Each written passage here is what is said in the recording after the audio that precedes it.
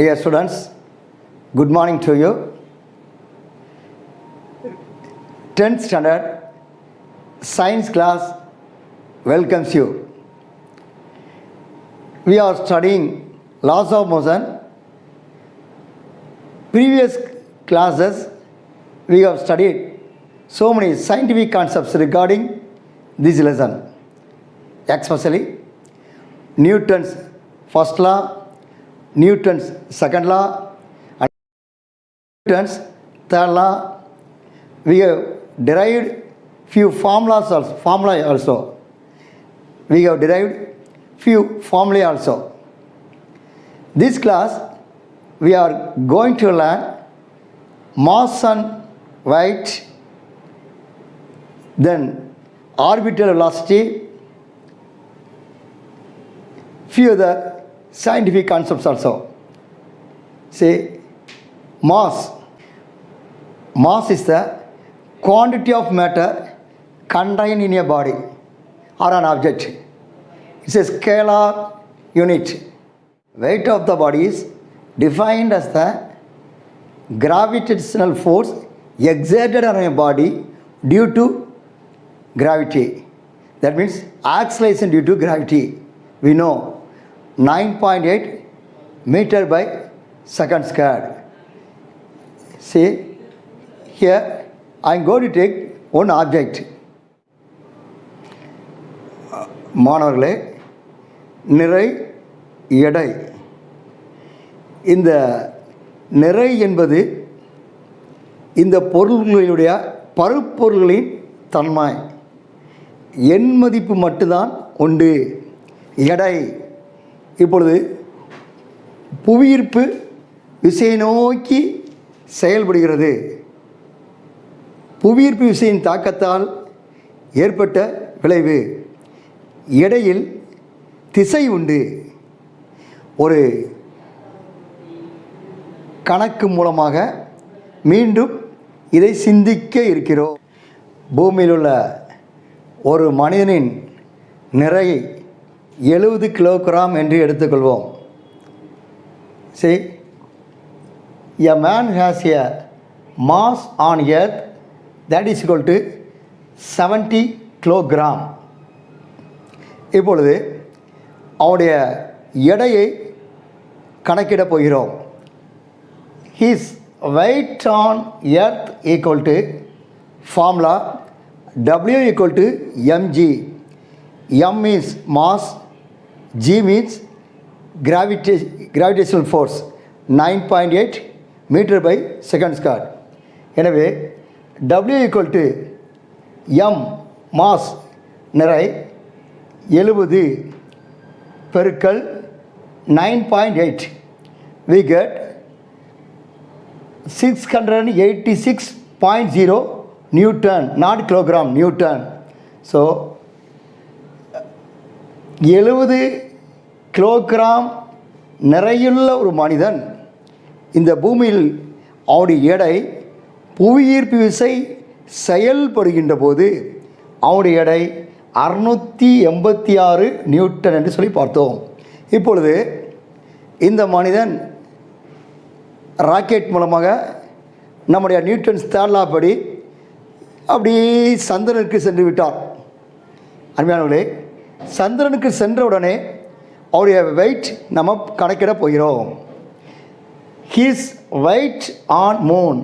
அதே மனிதன் நிறை 70 கிலோகிராம், அவருடைய வெயிட். ஃபார்முலா ஒரே formula, W equal to mg.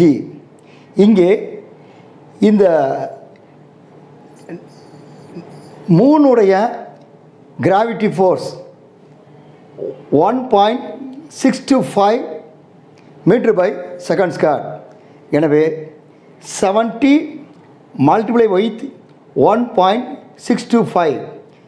மறந்து விடாதீர்கள், பூமியினுடைய gravity 9.8 metre by second square. மூணுடைய கிராவிட்டி எதிர்காலத்தில் ஏதாவது ஒரு கொஸ்டின்ஸில் காம்படிட்டிவ் எக்ஸாமில் கேட்கலாம். மனசில் நல்லா ஞாபகத்தில் வச்சுங்க.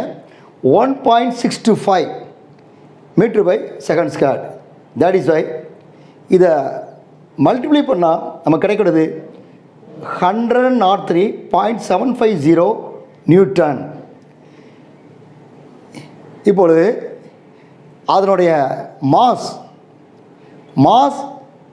the person's mass remains the same, that means 70 kilogram on both earth and moon. மாணவர்களே, 70 கிலோகிராம் நிறையுள்ள மனிதன், பூமியில் அவனுடைய எடை இவ்வளவு என்று பார்த்தோம். அதே மனிதனுடைய எடை சந்திரனில் இதனுடைய மதிப்பை சிந்தித்தோம். மாஸ் மாறாது, வெயிட் மாறும். ஏன்? Due to acceleration due to gravity.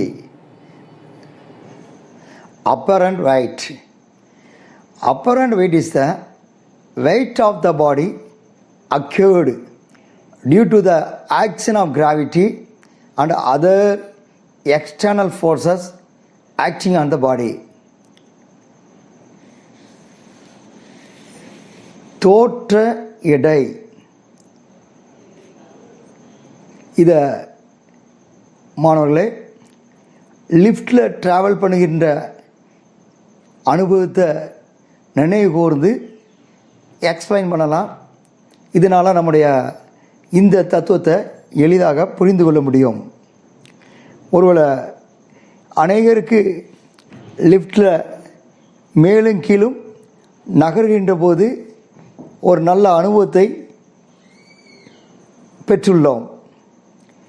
இந்த லிஃப்டில் கீழ் நோக்கி செயல்படுகின்ற போதும் தரைப்பரப்பிலிருந்து செங்குத்தாக மேல் நோக்கி செயல்படுகின்ற போதும் விசையின் செயல்பாடு புவியீர்ப்பு விசைக்கு எதிராக, புவியீர்ப்பு விசைக்கு நேராக செயலாற்றப்படுகிறது. எனவே இந்த தோற்ற எடை, இதனுடைய வெயிட் சற்று குறைந்தது போல ஒரு அனுபவம் கிடைக்கிறது. இதுதான் புவியீர்ப்பு விசை மட்டுமின்றி இன்ன பிற விசையினால் பொருளின் எடையில் மாற்றம் ஏற்படும். இந்த எடை தோற்ற எடை என்று அழைக்கப்படுகிறது. இந்த டேபிளை நான் பார்க்கின்ற போது லிஃப்ட் இஸ் மூவிங் அப்வர்டு, மேல் நோக்கி நகர்கிறது. இந்த மேல் நோக்கி நகர்கின்ற போது தோற்ற எடை நிலையாக உள்ள எடையை விட அதிகமாக காணப்படுகிறது. Apparent weight is greater than the actual weight. இப்பொழுது இரண்டாவது நிலை, lift is moving downward with an acceleration A. கீழ் நோக்கி, மேலிருந்து கீழ் நோக்கி இப்பொழுது புவியீர்ப்பு விசையை நோக்கி செயல்படுகிறது. இப்பொழுது உள்ள அப்பரண்ட் எடை நிலையாக உள்ள போதுள்ள எடையை விட குறைவாக காணப்படுகிறது. முதலாவது நிலைமையில் பார்த்தோம், இரண்டாவது நிலையை பார்க்கிறோம். மூன்றாவது நிலைமையில் இந்த லிஃப்டானது ரெஸ்டில் இருக்கிறது. ரெஸ்டில் இருக்கின்ற போது apparent weight is equal to the actual weight. இந்த தோற்ற எடையும் உண்மையான எடையும் சமமாக இருக்கிறது. நான்காவது, lift is falling down freely. இப்பொழுது அது எந்த தடை இல்லாமல் தனியாக கீழாக இறங்குகின்ற போது apparent weight is equal to 0. தோற்ற எடை நிலையாக உள்ள எடைக்கு ஒரு சுழியாக அமைகிறது. எனவே லிஃப்டில் உள்ள அனுபவம் ஒரு தோற்ற எடையாக அமைகிறது. இதுதான் அப்பரண்ட் வெயிட். மாணவர்களே, நாம் பொருட்காட்சிக்கு அடிக்கடி சென்றிருப்போம். இப்பொழுதும் சில நிமிடங்கள் நானும் நீங்களும் பொருட்காட்சிக்கு சென்றது போல ஒரு எண்ணத்தை உருவாக்குங்க. உள்ள போனால் நிறைய ஸ்டால்ஸ் இருக்குது, ப்ளே திங்ஸ் இருக்குது, ஈட்டபிள் திங்ஸ் இருக்குது. பஞ்சு மிட்டாய் சாப்பிட்றீங்க, பெரிய அப்பளம் சாப்பிட்றீங்க. அங்கே ஜெயிண்ட் வீல், பெரிய ஜெயிண்ட் வீல் இருக்கிறது. ராட்டினத்தில் ஏறுகிறோம். இப்பொழுது நம்முடைய வெயிட் எவ்வாறு மாறுகிறது யோசித்து பாருங்கள். அடுத்த சயின்டிஃபிக் கான்செப்ட், நீங்கள் பார்க்கின்ற 2 முக்கியமான மிகவும் விரும்பி நாம் பயணிக்கின்ற அருமையான சாதனங்கள், விளையாட்டு சாதனங்கள். இதில் அதே லிஃப்டில் இருக்கும்போது அங்கே எடை தோற்ற எடையாக காணப்படுகிறது. இங்கு எடை இழப்பு, weightlessness, roller coaster, giant wheel, இதில் சுற்றுகின்ற போது நம்முடைய எடையானது மிகவும் குறைந்த நிலைமையிலே வருகிறது. ஏனென்றால் ஃப்ரீ ஃபால் என்றால் ஒரு சிறிய அறிவியல் தத்துவம், தடை இல்லாமல் தானே விழும் நிலை. மேலே இருந்து கீழே வரும் பொருள்களின் முடுக்கம் புவியீர்ப்பு முடுக்கத்திற்கு சமமாக உள்ள போது, தட் இஸ் A=G, இதை ஃப்ரீ ஃபால் என்று சொல்லி நாம் அழைக்கிறோம். இது முற்றிலும் சுழி நிலைக்கு வருகின்ற போது எடையில்லா நிலையாக கருதுகிறோம். அருமையானவர்களே, இந்த ஃப்ரீ ஃபால் நிலை இருக்கின்ற போது நம்முடைய எடை முற்றிலும் குறைந்து சுழி நிலைக்கு வருகிறது. இதே போல் ஊஞ்சல்லையும் ஆடுகின்ற போது இந்த எடை இழப்பு, வெயிட்லெஸ்னஸ் வருகிறது. இந்த வெயிட்லெஸ்னஸ் இந்த போல இன்னும் சில விதமான விளையாட்டு சாதனங்களை நாம் நேரடியான அனுபவத்தை பெற்றுள்ளோம். அடுத்த மிக முக்கியமான ஒரு பகுதி, weightlessness of astronauts. Astronauts are not floating but falling freely around the earth due to their huge orbital velocity. See, orbital velocity. விண்வெளியில் புவியீர்ப்பு விசை இல்லை, எனவே அங்கு மிதக்கிறார்கள் என்று சொல்லி நாம் நினைக்கிறோம். விண்வெளி வீரர் புவியீர்ப்பு விசை இல்லாதனாலே, கிராவிட்டல் ஃபோர்ஸ் இல்லாதனாலே மிதக்கிறார் என்று சொல்லி தவறான ஒரு கருத்துக்குள்ளாக வருகிறோம். இது தவறான கூற்று. இந்த அஸ்ட்ரானட்ஸ், விண்வெளி வீரர், உண்மையிலே அவர் மிதப்பதில்லை. ஏனென்றால் astronauts are not floating but falling freely around the earth due to their huge orbital velocity. Since space station and astronauts have equal acceleration, they are under free fall condition. இந்த space station எவ்வாறு வேகத்தில் சுற்றி வருகிறதோ அந்த சம வேகத்திலே விண்வெளி வீரர் நகர்கிறார். அந்த ஸ்பேஸ் ஸ்டேஷனோடு இணைந்து அவர் சம வேகத்திலே நகர்கிறதுனால் அங்கு தடையின்றி விழும் நிலையில், ஃப்ரீ ஃபால் நிலையில் அவருடைய தோற்ற எடை மதிப்பு சுழியாக உள்ளது. எனவே அவருடைய விண்வெளி வீரரின் எடை இழப்பு, அவர் மிதக்கவில்லை, அவர் மிதக்காமல் அங்கு திசையோடு நகர்ந்து கொண்டு வருகிறார் என்பதை, சம வேகத்தில் நகர்கிறார் என்பதை மிக தெளிவாக நாம் அறிந்து கொள்கிறோம். மாணவர்களே,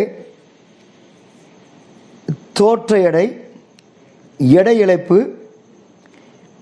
விண்வெளி வீரரின் எடை இழைப்பு, சி வெயிட்லெஸ்னஸ் ஆஃப் அஸ்ட்ரானர்ஸ், இதெல்லாம் இந்த விசையினால் நியூட்டனுடைய விதிகளினால் வரக்கூடிய இந்த விளைவுகளை நாம் சிந்தித்து கொண்டிருக்கிறோம்.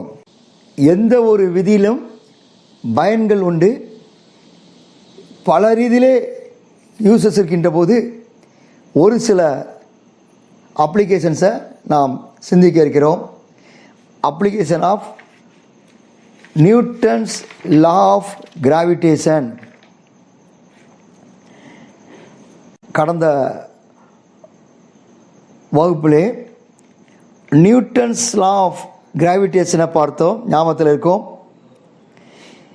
இவ்வாறு ஆரம்பிக்கும். This law states that every particle of matter in the universe attracts every other particle with force என்று சொல்லி ஒரு formula F equal to G m1 m2 by r squared.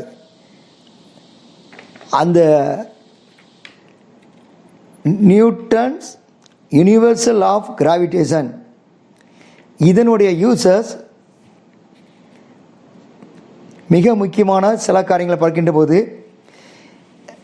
This law helps us to predicted the path of astronomical bodies. விண்பொருள்களின் பாதையினை வரையறுப்புக்கு இந்த விதி பயன்படுகிறது.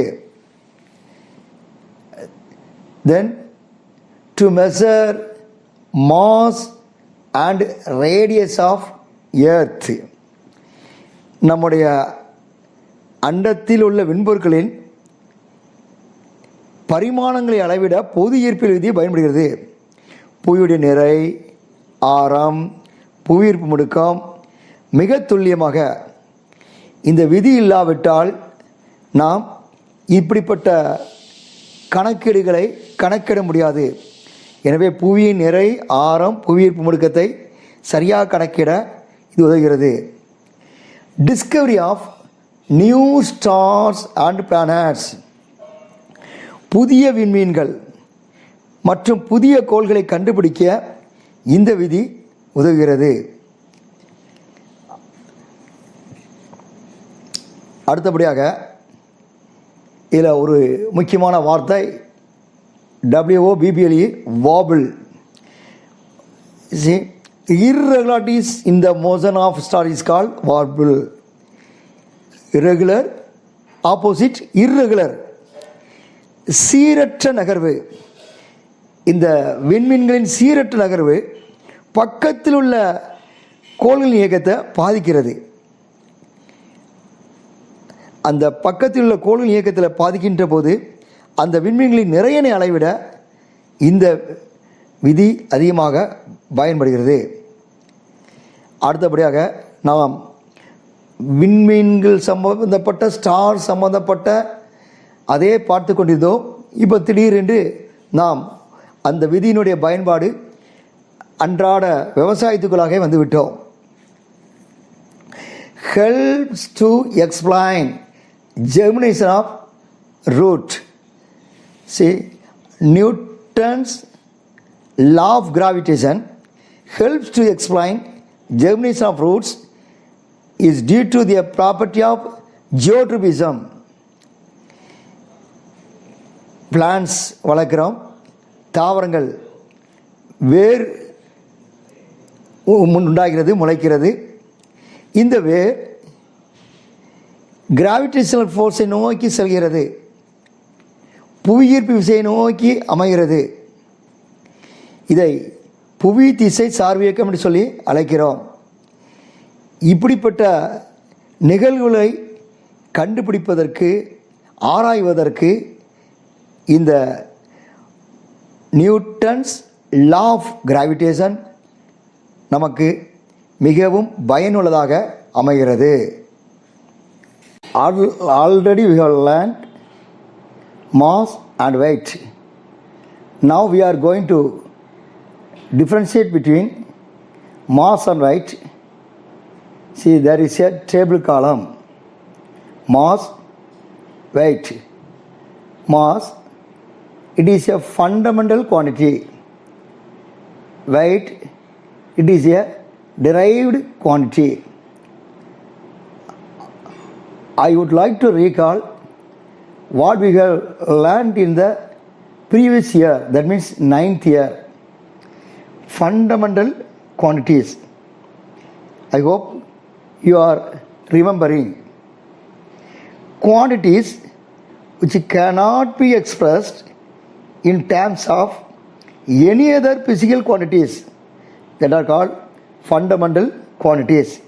For example, length, mass, time, temperature, etc. Then derived quantities which can be expressed in terms of fundamental quantities are called derived quantities. Example, area, volume and density, etc. தமிழொலி மாணவர்கள், நீங்கள் இதனுடைய விளக்கத்தை தமிழில் கூறுகின்ற போது குறித்து கொள்ளும்படி வேண்டிக் கொள்கிறேன். நிறை, ஃபண்டமெண்டல் குவான்டிட்டி என்றால் அடிப்படை அளவு. ஆங்கிலத்தையும் நீங்கள் படிச்சுக்கலாம். ஃபண்டமெண்டல் அடிப்படை அளவு. வேறு எந்த ஒரு அளவினாலும் அளவிட முடியாத அளவுகளை அடிப்படை அளவுகள் என்கிறோம். எடுத்துக்காட்டு, நீளம், நிறை, காலம் மற்றும் வெப்பநிலை. டிரைவ்டு என்றால் வழி அளவுகள். வேறு அளவுகளினால் அளவிடக்கூடிய அளவுகள் வழி அளவுகள். எடுத்துக்காட்டு, பரப்பளவு, கன அளவு, அடர்த்தி. Second point, it has magnitude alone, scalar quantity, that is why we are calling. Weight, it has magnitude and direction. இந்த மாஸில் நிறை எண் மதிப்பும் மட்டும் உண்டு. எண் மதிப்பு மட்டும் இருந்தால் அதற்கு ஸ்கேலார் அளவாகும். எண் மதிப்பும் திசை மதிப்பும் கொண்ட அளவு வெக்டார் அளவு.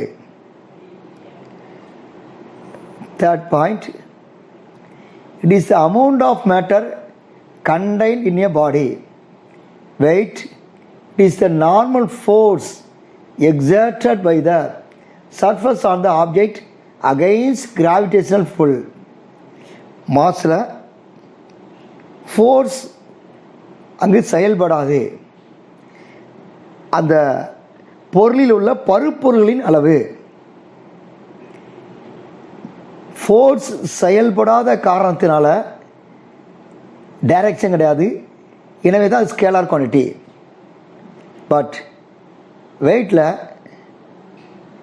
இந்த புவியீர்ப்பு விசை மற்றும் விசைகள் செயல்படுவதனால அது பருப்பொருள்களின் மீது செயல்படும் புவியீர்ப்பு விசையின் அளவாக கருதப்படுகிறது.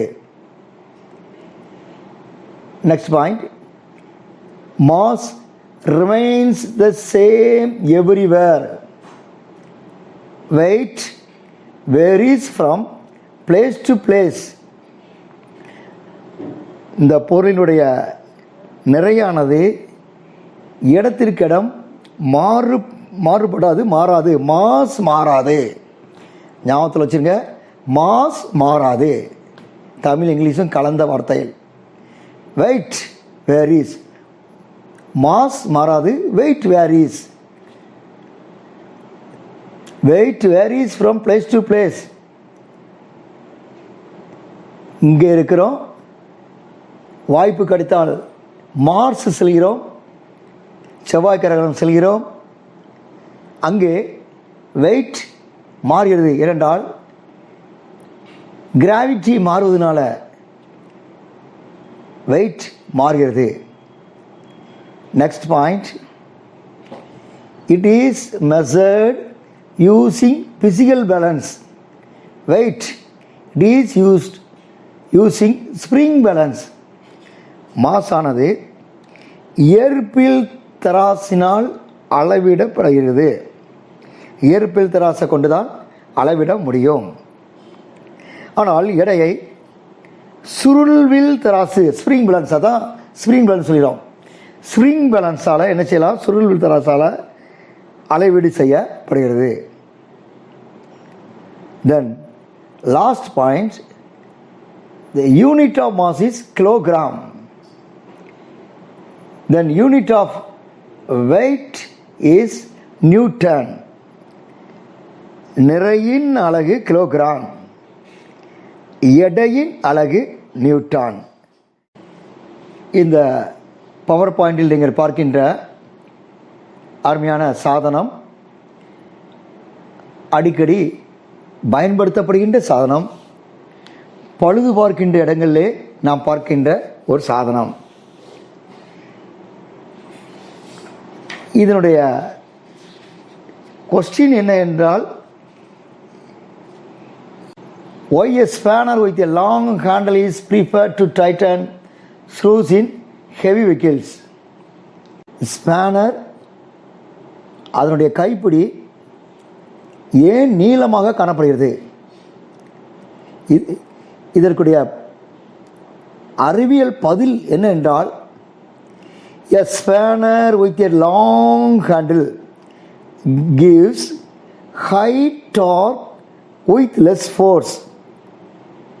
A spanner with a long handle gives high torque with a less force.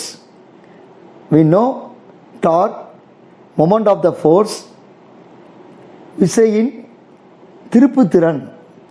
இங்கு நீளமான ஹேண்டில் யூஸ் பண்ணனால அந்த விசையின் திருப்புத்திறன் அதிகமாக இருக்கிறது. நாம் குறைந்த ஃபோர்ஸ் கொடுத்தால் போதும்.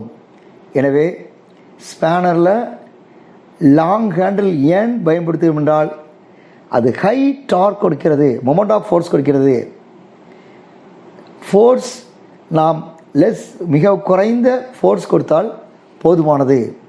மதிப்பீடு, எவாலுவேஷன், இதை தவிர மற்றும் புத்தகத்திற்கு பின்னால் உள்ள பக்கங்களிலே மற்றும் வாசித்தும் மாணவர்கள் தங்களது கேள்வி ஞானத்தையும் பதில் ஞானத்தையும் பெருக்கிக் கொள்ளும்படி ஊக்கப்படுத்துகிறோம்.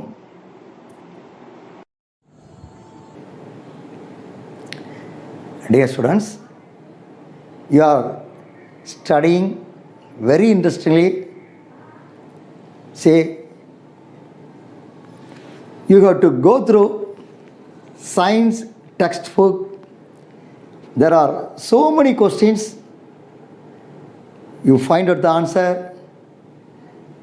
Then you have to develop your scientific knowledge, not only for 10th standard examination, but also for future so many exams. மாணவர்களே, இதில் காணப்படும் கேள்வி பதில்களை மற்றும் இந்த பாடம் சம்பந்தப்பட்ட அநேக காரியங்களை கற்றுக்கொண்டு எதிர்கால தேர்வுக்கு தகுதிப்படுத்திக் கொள்ளும்படி உங்களை அன்போடு வேண்டிக் கொள்கிறோம். நன்றி, வணக்கம்.